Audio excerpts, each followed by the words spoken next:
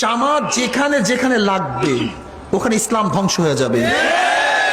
জামাত লাগছে আলিয়া মাদ্রাসার মধ্যে, আলিয়া। জামাত লাগছে ইত্তেহাদুল উম্মার মধ্যে, ইত্তেহাদুল উম্মাহ। জামাত লাগছে বিএনপির মধ্যে, বিএনপি। এই জামাতের প্রয়োজন যেখানে লাগবে সেটা ধ্বংস হয়ে যাবে, যেখানে লাগুক ধ্বংস হয়ে যাবে।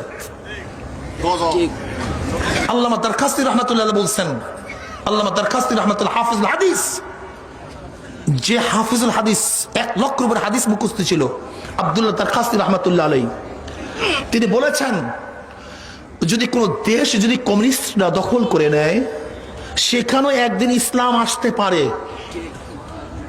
কিন্তু আল্লাহ না করুক কোন দেশ যদি জামাত দখল করে ফেলে কিয়ামতের আগ পর্যন্ত আর কোনদিন সেখানে ইসলাম আসবে না।